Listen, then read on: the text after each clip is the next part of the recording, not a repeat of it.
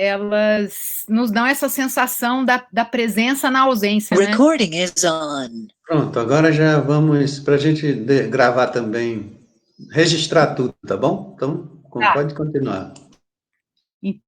Então tá, então eu termino aí esse slide 14, dizendo, né, que a vida, ela é multissemiótica, né, existem múltiplas narrativas na vida, e quem se lembrar das primeiras apresentações, eu ia trazer aqui também, mas eu achei que ia ficar muito grande, e na verdade eu não tive tempo, eu falo para vocês que eu realmente não tive tempo de copiar e colar aqui, mas algo que tem me acompanhado desde a primeira apresentação, nos encontros coletivos que a gente fez, que é o mito do espelho, né? Do espelho que se quebra. E que antes, esse mito é assim, vou falar muito resumidamente, né? Para quem não conhece. O mito, eu acho que o mito está no artigo que eu escrevi lá para AMPAS. Mas o mito do espelho, de maneira bem resumida e simples, é assim: antigamente existia uma só verdade, até que uma mulher se descuidou e esbarrou nesse espelho, esse espelho se quebrou, e a partir daí, a partir desse instante, existem uma multiplicidade infinita de verdades, que são esses pedaços quebrados de espelho, e a verdade, ela só reflete a verdade de cada um, né? Porque o espelho só reflete o reflexo de si mesmo. Então é um mito maravilhoso, belíssimo, que recomendo que todo mundo leia. Mas enfim, então aí eu fecho com essa ideia, né, de que a vida é multissemiótica, existem múltiplas narrativas. Então, se a vida é multissemiótica, para a gente fazer uma ciência que não seja tão deslocada da vida, a gente precisa construir uma ciência multissemiótica também. E eu acho que o CIS, que é o nosso bebê, que é o nosso filho, né, o filho de todos nós aqui, ele pode fazer isso por nós. Enfim, continuando, eu também ia inserir aqui o sistema que o Adriano Fabri já colocou na tese que ele defendeu esse ano, porque olha que legal isso também, né? Olha que bonito. O Adriano, ele é da turma CIS, esse sistema de interação societal, ele nasce com os alunos da turma 13. Só que os alunos da turma 12 ainda não tinham defendido as suas teses, né? Então, eles tinham ainda um ano para fazer pesquisa. E o Adriano Fabri se apropriou desse sistema de uma maneira linda. E, possivelmente, essa minha inspiração da minha pesquisa, ela é um efeito do que ele já fez, do que ele já caminhou. Então, assim, sou muito grata a ele, peço desculpa por não ter tido tempo de colocar o sistema dele aqui, mas numa próxima, esse sistema vai aparecer. Então, no slide 16, todo mundo pode dar um passo para frente, né? Eu trago algumas ideias que são coisas que eu quero fazer ao longo da pesquisa, né? Então, eu pensei que eu posso fazer um CIS, pensando nessa cartografia, né? Então, se eu penso numa cartografia, eu estou pensando em vários mapas. Então, eu posso fazer um CIS com pressupostos da pesquisa referenciado pela literatura. Então, agora, eu vou fazer uma pesquisa bibliográfica sistemática, vou fazer uma revisão sistemática da literatura. Eu fiz uma revisão sistemática no meu mestrado, e em maio agora saiu um artigo numa revista bem legal, e eu estava há 2 anos tentando publicar esse artigo, assim, então foi muito trabalho. Ela passou por 2 revistas diferentes até chegar, aliás, ela passou por uma revista antes de chegar nessa, no qual foi publicada, e ao todo umas 5 revisões, assim, deu mandar o revisor pedir mais coisas, eu mandar novamente, o revisor pedir mais coisas, enfim.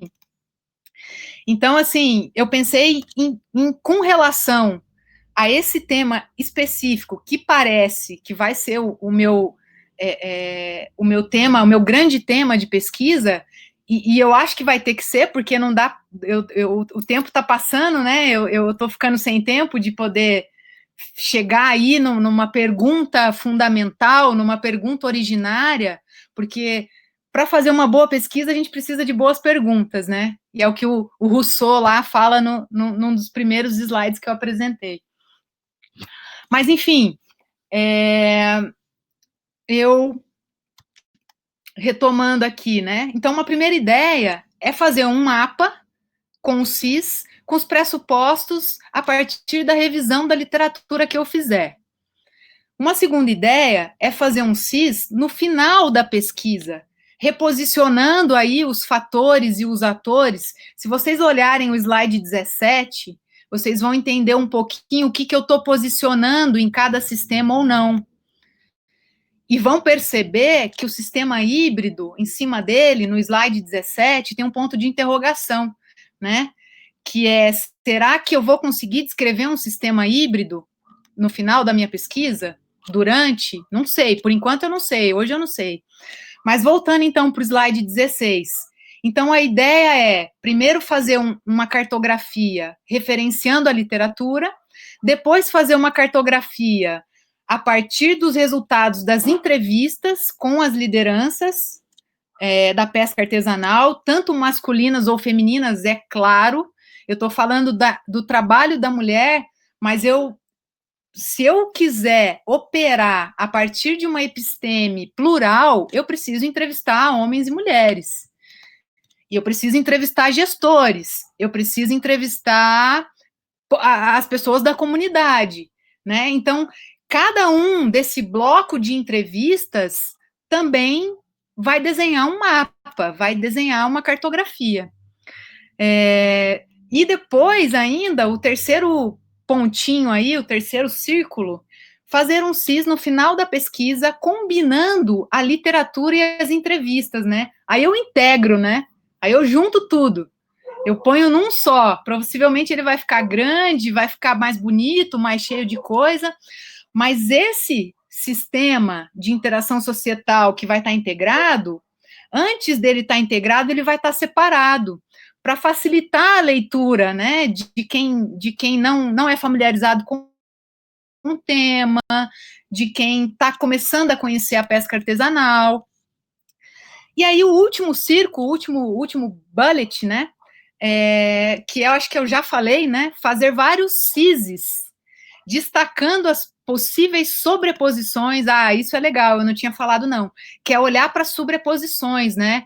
Ah, eu revisei a literatura e tal pesquisador ou grupo de pesquisador trabalha com ecofeminismo. No ecofeminismo, como que o ecofeminismo posiciona isso, né? Ah, como que a teoria de gênero posiciona isso? Eu não sei o que vai surgir. Eu preciso sentar, e eu quero começar a fazer isso. Hoje é quinta-feira, né? Eu quero começar a fazer isso a partir da semana que vem. Sexta, sábado, domingo eu não quero fazer nada, exatamente nada, porque eu quero descansar. Eu venho de um ritmo de trabalho aí muito intenso.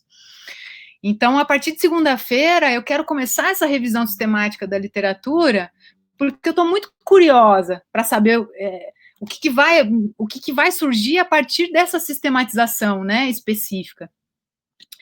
Então, é olhar para essas sobreposições, caso elas existam, né, eu não sei ainda se elas existem ou não, e mostrar que posições de subalternidade podem ser, ao mesmo tempo, posições de hegemonia em outro contexto. Eu acho que o CIS é muito precioso, porque ele também dá para a gente, é uma ferramenta muito potente que dá para a gente a possibilidade de olhar para essas sobreposições, né? Aí é um exemplo, né? E além desse exemplo, onde eu estou posicionando a pesca industrial de arrasto e a aquicultura no sistema hegemônico, a pesca artesanal no sistema de borda, o Estado patriarcal no sistema hegemônico e a natureza num sistema de borda, né? A natureza explorada, devastada, violentada, assim como a mulher é na nossa sociedade, né? Há uma vasta literatura de pesquisadores extremamente sensíveis, e o ecofeminismo também faz essa analogia entre a natureza e a mulher, né? Porque ambas são violentadas, ambas são exploradas. Enfim, não vou entrar nesses pontos, né? Acho que isso pode ficar para uma terceira atualização aí nas nossas epistemes vivas, talvez no final do ano, antes da gente fechar os trabalhos, eu venho aqui novamente, começo de dezembro, final de novembro, e apresento para vocês aonde eu estou, né, naquele momento. Mas aí, no slide 17, antes da gente passar para o 18, eu quero compartilhar uma pergunta, que eu acho que pode ser uma pergunta norteadora da pesquisa, uma pergunta de fundo, não sei bem, né, mas algo que pode me acompanhar, que é quanto existe de invisibilidade na visibilidade e quanto existe de visibilidade na invisibilidade. Porque se eu estou falando que o trabalho da mulher da pesca é invisível, e essa é a narrativa hegemônica da literatura, ele é invisível porque existe algum nível de visibilidade. Porque se ele não fosse em nenhum nível visível, eu sequer poderia falar e afirmar que ele é invisível. Então, eu acho que essa pergunta aí, ela é fundamental, e ela chega para mim junto com essa ideia do pensamento complexo, né? Muito... ela é uma herança muito grande do Edgar Morin, do Henrique Leffe, do Boaventura de Souza Santos, de todos esses autores, do Arthur Escobar, de todos esses autores brilhantes. E aí eu quero, na minha tese, um dos meus trabalhos é mostrar esse pensamento complexo a partir de mulheres pesquisadoras. Então, eu sem deixar de considerar e de legitimar a existência desses pesquisadores homens, eu quero buscar na literatura mulheres que também trabalhem com pensamento complexo. E é essas mulheres com quem eu vou dialogar, somente. Claro, vai ter lá um parágrafo onde eu vou dizer outros pesquisadores que também operam, fazem pesquisa a partir do pensamento complexo, que são esses que eu citei agora, que foram os que eu lembrei de cabeça, mas possivelmente existem muitos outros. E muitos outros que eu ainda desconheço, né? Que vou conhecer aí até terminar essa pesquisa. Então, assim, acho que agora a gente pode ir para o próximo slide. Então, até agora, o que eu fiz? Eu mostrei para vocês os princípios do método, que são os 3 Is, né? Que foi o que permitiu que a gente construísse o CIS. Então, agora, eu vou pensar nos princípios do CIS, né? Então, esse sistema, pelo menos na minha pesquisa, né? E aí está a potência desse sistema, porque cada pesquisador pode ter os seus próprios princípios, de acordo com os quais o CIS vai operar. Esses princípios que eu apresento no slide 19, eles são os meus princípios, são os princípios que eu, Giovana, pesquisadora, a partir da minha história de vida, a partir da minha experiência, são os princípios que eu quero trazer para olhar para essa pesquisa. E também não entrei neles com profundidade, porque essa ideia chegou para mim faz uma semana, mais ou menos, e eu passei essas últimas semanas fazendo um outro trabalho. Eu recebi um convite, meu primeiro convite, para revisar um artigo, e é um artigo em inglês, então isso acabou me tomando muito mais tempo do que, porque meu inglês é completamente macarrônico, né, eu sou autodidata no inglês, então isso me tomou muito mais tempo do que eu imaginei, então eu não consegui desenvolver ainda esses princípios, mas eu quero trabalhar com o princípio da incerteza, de Heisenberg, para operar o CIS, né, esses princípios, esses 3 princípios. Então eu falo de 3 princípios, né, de 3 Is, que é a inclusão, a incerteza e a interdependência, e eu falo de 3 princípios, que eu estou chamando de 3 Ps, do sistema de interação, societal. E quais são esses princípios? o princípio da incerteza de Heisenberg, que é da física, né, a física clássica. Eu acho que é da física clássica, ainda não pesquisei, não sei se é da quântica, mas eu acho que é da clássica, por uma vaga lembrança que eu tenho, né? Mas eu li sobre esse princípio recentemente, e eu acho que ele cabe aqui. A fenomenologia da natureza de Goethe, que tem muita intimidade com a fenomenologia do Merleau-Ponty, que a professora Ianina usou na dissertação dela.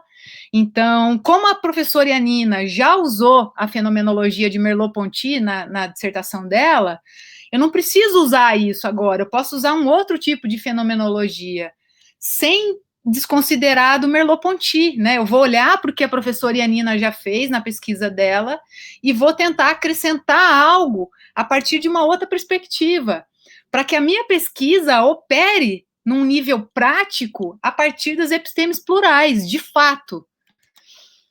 E, por fim, o Mahabharata, que é um dos princípios, é um texto em sânscrito que vem do budismo e que ele, para mim, é algo muito especial. Vai fazer um ano que eu faço parte de um grupo de estudo do Sankhya Yoga, e então a gente estuda essa filosofia, né? É tudo em sânscrito, né? O Mahabharata também foi escrito em sânscrito. Então eu estou há um ano nesse grupo de estudos, encantada para entender como que o Mahabharata é uma filosofia budista, né? Como que ele vê o mundo, né? E eu tenho percebido que ele vê o mundo de maneira muito semelhante conforme o pensamento complexo vê. Então, é uma tentativa, é um esforço aí de aproximar ciência e espiritualidade. E arte também, né? Já na primeira versão do meu projeto de pesquisa, que está completamente diferente do que está hoje, mas na primeira versão do meu projeto, eu trago uma imagem do Escher, que é um artista plástico, né? Ele tem uma imagem muito linda, que ele está segurando tipo uma bola de cristal, e é uma bola que é um espelho ao mesmo tempo, né? E ele se vê refletido nessa bola. Então ele diz que essa bola de cristal é o objeto de estudo nele, é o objeto de estudo dele, mas o que ele vê quando ele olha para esse objeto de estudo, como é um espelho, ele vê o seu próprio reflexo. Então a filosofia budista se aproxima muito disso, né? Então por isso que eu tenho essa ideia também de olhar para o Mahabharata como um princípio pelo qual vai operar o meu sistema de interação societal nessa minha pesquisa específica. Pode ser que eu vá fazer uma outra pesquisa ou uma consultoria e que eu queira usar o CIS e que aquele contexto específico, ele necessite de outros princípios, de outros métodos, né? Então, assim, podemos, acho que, avançar, estamos acabando, eu vou passar bem rápido o resto, são só exemplos de coisas que eu trago aí para frente, né? Inclusive, ó, tá repetido, né? Slide 19 e 20, na correria, na pressa, né? E aí, além daquela pergunta de fundo, que ela aparece no slide 17, no slide 21, eu trago algumas questões norteadoras para cada um dos capítulos que, por enquanto, eu pensei para a tese, né? Então, por enquanto, eu teria 3 capítulos, num nível abstrato, nenhum ainda rabiscado, nenhum ainda... É algo que eu quero começar a fazer a partir da revisão da revisão sistemática, né? Porque... E por que fazer uma revisão sistemática da literatura, né? Porque na revisão sistemática, a gente escolhe, né, a gente seleciona, a gente coleta os nossos dados a priori, e não a posteriori. Quando eu faço uma revisão da literatura narrativa, uma revisão onde eu olho para o que tem e seleciono aquilo que eu prefiro, eu não estou fazendo uma revisão sistemática. Então, eu quero trabalhar com uma massa de dados que me dê a possibilidade de eu me relacionar, né, de eu encontrar com artigos, com uma literatura científica que diga coisas que refutem completamente essas minhas reflexões. E aí eu vou ter que lidar com isso, né? Pô, eu estou falando que a mulher não é invisível, mas essa literatura está falando que é. E aí trabalhar em cima dessa massa de dados que vai ser coletada sistematicamente, não a partir das minhas preferências. Então, são 3 questões e 3 capítulos, por enquanto, né? E eu pensei numa questão, num primeiro capítulo, queria trabalhar slide 21, para quem tiver perdido, de repente. Eu pensei em trabalhar, no capítulo 1, as questões das feminilidades hegemônicas e subalternas na pesca artesanal, e fazer isso a partir da ideia de subordinação feminina, e eu reforço ali, né, eu coloco ideia entre parênteses, porque eu estou trabalhando com a hipótese de que essa questão da subalternidade, ela vem primeiro de uma construção social, e depois ela opera, né, depois ela se enraiza, né, que nem a planta, né.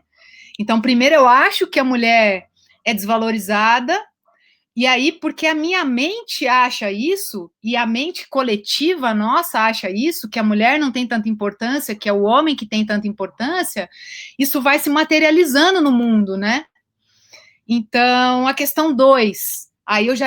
então, eu quero olhar para essa ideia de subordinação a partir das epistemologias do Sul, porque eu preciso fazer um recorte, né? Porque eu não vou dar conta, eu não tenho fôlego para fazer uma pesquisa completamente aberta, que vá acessar artigos de outras partes do mundo. Então, eu acho que olhar a partir das epistemologias do Sul é um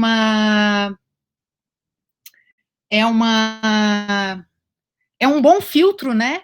E quem me deu esse filtro foi a professora Yanina.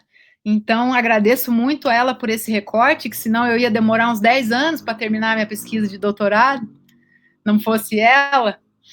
E a questão 2, olhar para essas raízes da invisibilidade, né?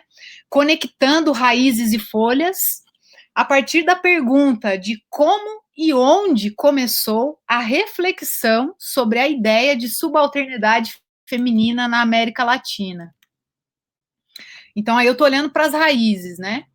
E uma questão 3, possivelmente um terceiro capítulo, até esse momento provisório, porque não começou ainda a ser escrito, só foi gestado, eu só tenho essa imagem, que é essa mesma imagem que eu estou compartilhando com vocês agora, é olhar para as razões da visibilidade, né?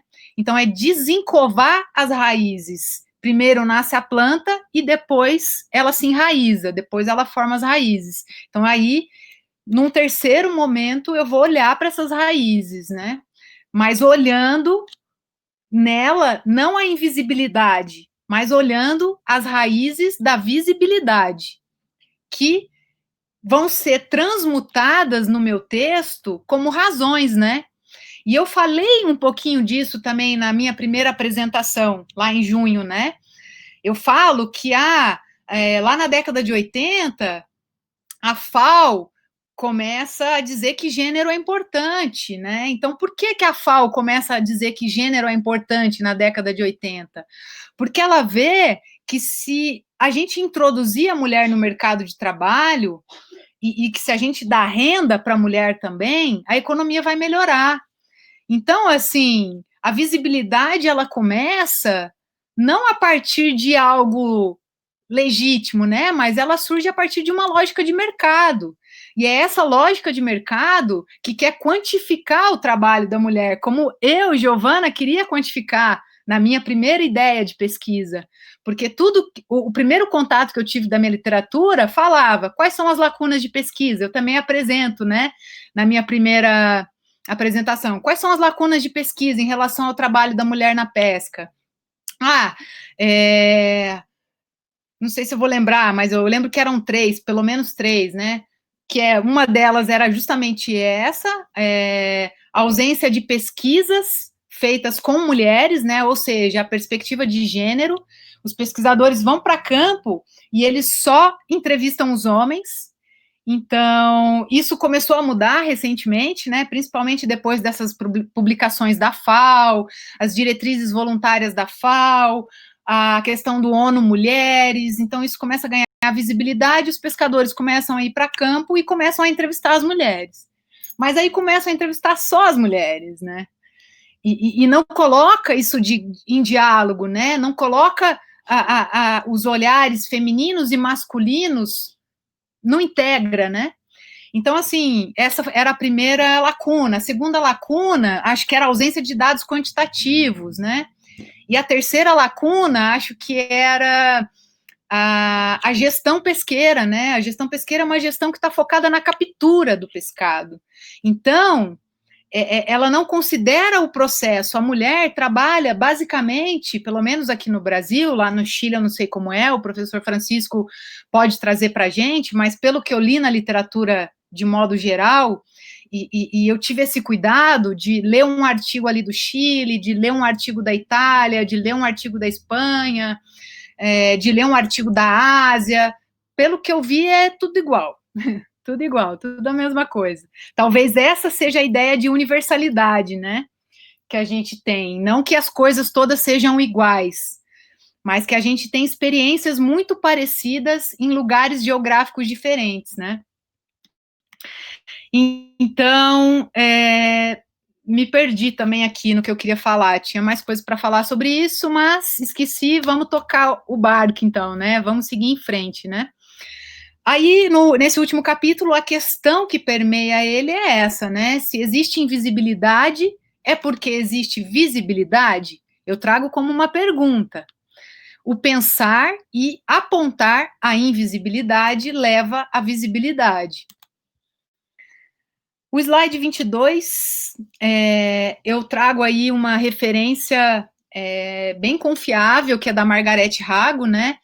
Ela foi professora da Unicamp, então eu tive a oportunidade, como eu acabei fazendo a minha graduação ali, eu tive a oportunidade de me aproximar dela de maneira mais íntima, de ler alguns textos com mais profundidade, né? Ela, nesse artigo dela, que ela escreve lá em 1998, citando essa outra pesquisadora, que é a Joana, né, a Joana Scott, traduzindo, aportuguesando o nome dela, ela diz que a Joana Scott diz que ao procurar explicar alternativamente o problema da trabalhadora, e aí ela está falando da mulher no geral, não é especificamente da pesca artesanal, né? A Margarete Rago, ela é historiadora, então a escala de pesquisa dela é mais ampla, né? Ela está olhando para a questão feminina como um todo. A divisão sexual do trabalho, a oposição entre lar e trabalho, que é essa questão do público e do privado, que curiosamente o Covid também integrou, né? O Covid serviu para fazer essa integração desse lar e trabalho, né? Então, essa pesquisadora, Joana Scott, lá num artigo dela de 1991, ela inverte radicalmente o caminho tradicional da interpretação histórica e ela enfatiza, né, a importância do discurso na constituição de uma questão que eu estou chamando aí de verdade socioeconômica, que é o esforço que a ciência está tendo hoje de tornar o trabalho da mulher na pesca visível, mas a partir de critérios econômicos. Né? Então, para a mulher ser vista, a gente precisa quantificar o trabalho dela. E eu estou dizendo que não. Estou dizendo que o trabalho da mulher ele é de uma outra natureza. E ele tem que ser valorizado pelo que ele é. E não equiparado ao trabalho do homem e contabilizado quem gera mais renda ou não. Até porque um dos princípios principais, tem um pleonasmo aí também, né, uma redundância, mas um dos princípios principais, que cada vez mais fica mais claro para todo mundo, é que não existe sustentabilidade enquanto existir capitalismo. Então, a gente precisa radicalmente cortar essa raiz de que as nossas referências têm que ser econômicas. A gente tem que construir outras referências, né? Então, essas duas pesquisadoras, a Joanna Scott e a Margaret Rago, elas colocam que a divisão sexual do trabalho, ela, em primeiro nível, né, porque ela não é só isso, depois ela se opera, depois ela se materializa, mas primeiro ela acontece no nível do discurso. E aí, essa ideia de subordinação feminina, porque o gênero também é uma construção social, né? E hoje a gente tem uma pesquisadora maravilhosa, que é a Judith Butler, inclusive questionando o próprio binarismo de gênero, né? Ela, olha, enquanto vocês estão aí discutindo masculino e feminino, existe uma diversidade de gênero muito mais do que essas duas só, sabe? E aqui no Brasil, eu não sei se o professor Francisco conhece, mas eu imagino que sim, a gente tem o privilégio, né, e a sorte de ter um artista que é o Laerte, que é um cartunista, e o Laerte, ele é um homem, né, ele nasceu com a genitália masculina, mas hoje ele se veste de mulher e ele namora mulheres. Então, assim, o binarismo de gênero já era, a gente tem que superar isso também, né? A gente tem que ir adiante. Então, essa ideia, agora eu vou retomar e vou fazer a leitura aí do final do slide 22, né? Então, essa nossa ideia de subordinação feminina, porque o gênero é uma construção social, mas derivada, né, aqui vem algo muito interessante, que é essa interface entre a biologia e a sociologia, né? O que é biológico e o que é sociológico, né? Eu cheguei a conversar um pouquinho disso com a Yanina também, fiz umas perguntas para ela, alguns 2 meses atrás, que nem a pergunta estava inteligível. Eu lembro que eu queria dizer uma coisa, ela entendia outra, eu falava, nossa, não estou conseguindo nem perguntar o que eu gostaria de perguntar, né? Mas hoje, passado isso, sei lá, foi junho, né, Yanina? Junho, julho. Então, passado uns 4 meses, hoje eu consigo elaborar isso com mais clareza, né? Então, essa construção social dessa desigualdade entre os gêneros, dessa valorização de um em detrimento do outro, como se os dois não pudessem ser valorizados ao mesmo tempo, porque os dois têm naturezas diferentes, os dois têm sexos diferentes, e os dois têm responsabilidades e potências e capacidades diferentes, né? Então, daí a gente já vê que o próprio conceito de igualdade de gênero, ele precisa também ser derrubado, porque não vai existir igualdade aonde há diversidade, mas pode existir equidade. Aí sim, esse conceito de equidade, que eu imagino que é um conceito que também está nas diretrizes voluntárias da pesca artesanal, que a FAO lançou agora em 2015, que é uma grande referência tanto na gestão da pesca quanto na pesquisa, né, na gestão e na pesquisa pesqueira. É uma referência muito grande. Eu acho que que pelo que eu me lembre, a FAO, nessas diretrizes, ela traz o conceito de equidade também, mas ela traz o conceito de igualdade. E do meu ponto de vista, esse conceito de igualdade precisa cair. A gente precisa derrubar, pelo menos por enquanto. Pode ser que ao final da pesquisa eu já pense que não, que o conceito de igualdade também tem que ficar. Mas hoje, agora, nesse instante, eu acho que precisa cair. Porque essa construção social do gênero, ela tem raízes biológicas e ontológicas que são diferentes. Por exemplo, gestar e gerar vidas é uma faculdade que, por enquanto, ela é biologicamente pertencente só ao sexo feminino. Então, se eu tenho a necessidade de gestar por 9 meses o meu filho e depois de amamentá-lo por mais muitos anos, não dá para eu querer ser valorizada pelas mesmas coisas que os homens fazem. Então, o que a gente precisa é valorizar a mulher, é valorizar o corpo da mulher. Quando a gente valorizar o corpo da mulher, a gente não vai mais violentar o corpo da mulher. Quando a gente perceber que o corpo da mulher também é sagrado, porque esse corpo gera vida, a gente não vai mais estuprar a mulher. Ou a gente vai, pelo menos, diminuir muito os índices de violência doméstica, os índices de feminicídio. E uma vez que isso se transforma, a relação que existe entre o homem e a mulher na pesca artesanal também se transforma, né? Então, esses são os princípios, né? Aí eu pensei numa pergunta de pesquisa e numa hipótese, que eu vou compartilhar com vocês, mas já fazendo uma ressalva de que eu não consegui, essa pergunta e hipótese, ela surgiu lá atrás, logo quando eu tive a primeira ideia de pesquisar as raízes da invisibilidade e as razões da visibilidade, mas eu não tive tempo hoje, como eu estava atualizando outras coisas dessa apresentação, eu não tive tempo de revisitá-las.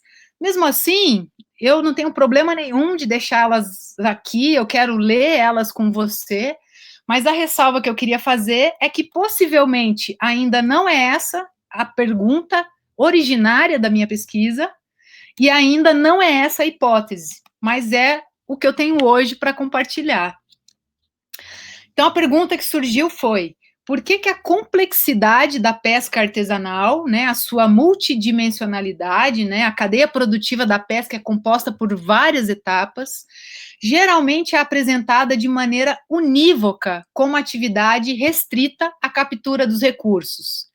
E aí, quem tem causas e condições que permitem capturar esses recursos? Os homens. Os homens não precisam cuidar dos filhos, os homens não precisam amamentar, os homens não precisam gestar. Então, eles têm mais possibilidade de ir para fora, de ir para o mar, de pescar distante. A mulher, quando pesca, quando ela vai para o mar, ela pesca perto de casa, então tem que ser um outro tipo de pescaria. Aí ela não tá, a mulher não está embarcada na pesca de arrasto, porque a pesca de arrasto, de camarão, ela acontece muitas vezes de madrugada. Ou você fica, se você não saiu 3 da manhã para ir pescar, e você não sai de casa 3 da manhã para pescar, se você tem um filho que você precisa amamentar.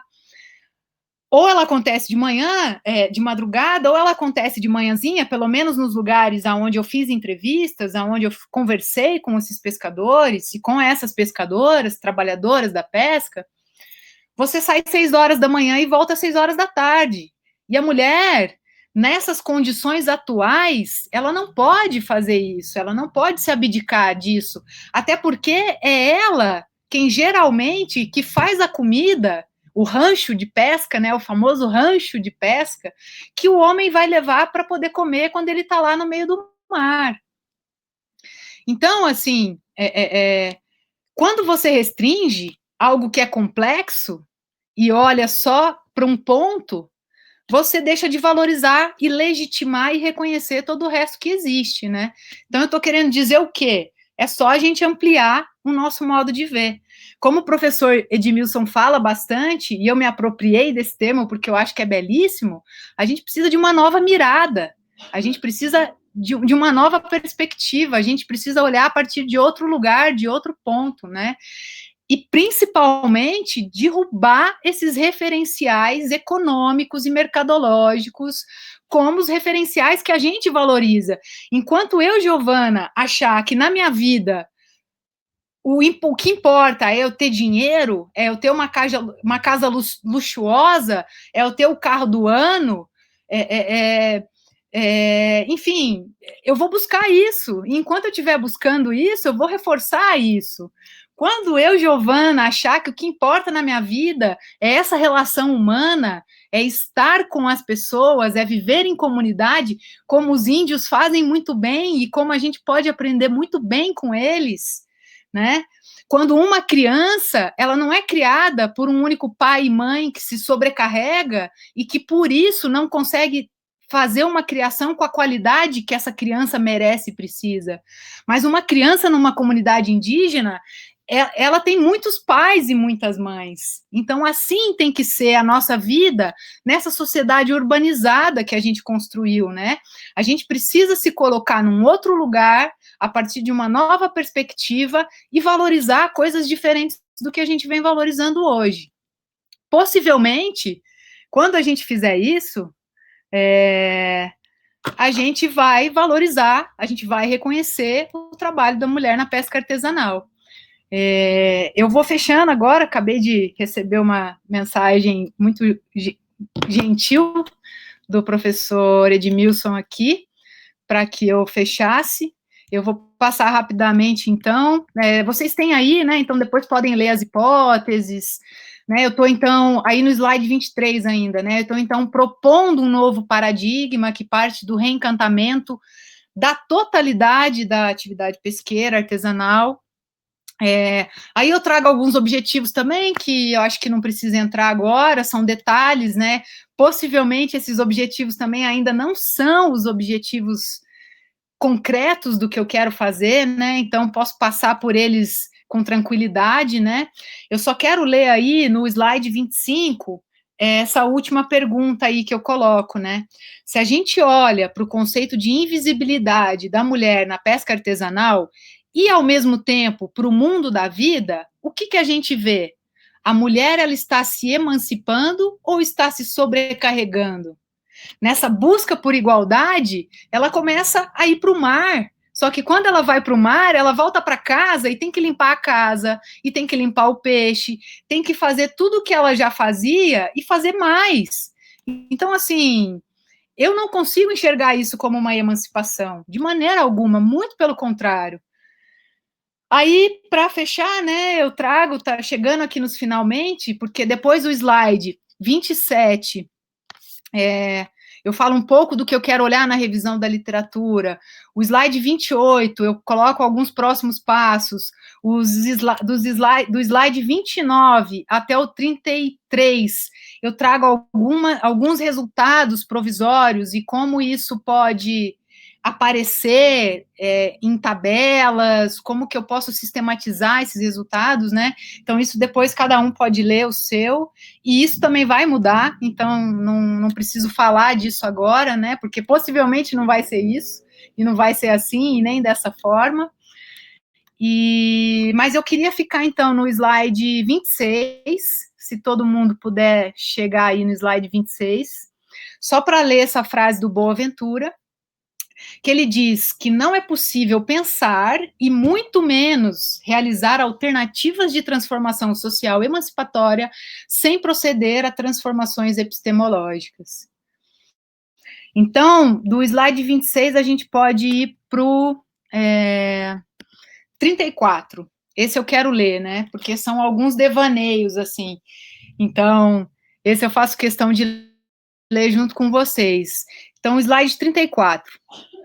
A aparente existência na literatura de mais raízes da invisibilidade que razões da visibilidade, e isso eu mostro nos slides anteriores, tá? Nesses slides aí que eu pulei, eu sistematizo que são razões da invisibilidade e raízes, e se a gente for contar, a gente vê que tem mais raízes da invisibilidade do que razões da visibilidade. Ela parece ossificar, né, essa questão da invisibilidade da mulher. Cristalizar talvez seja uma palavra melhor do que ossificar. Vou até mudar, já mudei aqui na minha apresentação. Cristalizar a questão da invisibilidade da mulher. E essa reificação, para não dizer naturalização, né? Aí eu faço um asterisco. O que é naturalização, né? É quando o normal, e vejam que o próprio normal está colocado entre aspas, porque o que é normal, ele vai depender de cada contexto socioecológico específico, ou de cada marco teórico específico, de cada referencial teórico específico.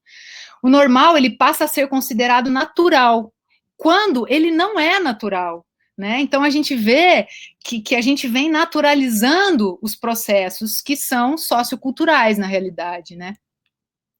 Então, essa reificação dessa invisibilidade, para não dizer naturalização, pois esse conceito distorce a natureza da natureza. Aqui também eu estou bebendo lá no Edgar Morin, né?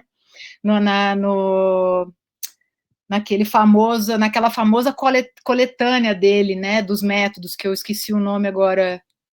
Eu tenho aqui, esse lindão aqui, né, ó. O método. Então, ele escreve 6 volumes, né? A natureza da natureza, a vida da vida, o conhecimento do conhecimento, as ideias, a humanidade da humanidade, e termina, claro, né, com a ética, né? Então, quais são a ética dos nossos princípios, né? Quando a gente tem como único referencial de valorização uma acumulação de capital, e é justamente essa acumulação de capital que está destruindo toda a nossa base de sustentação da vida, né? Então, assim, o slide 35, eu fecho com uma fotografia que eu tirei por volta de 2016 ou 2017. Isso foi numa comunidade ali da Baía de Paranaguá, uma comunidade linda. Eu tenho várias histórias para contar sobre essa comunidade, num outro momento eu conto.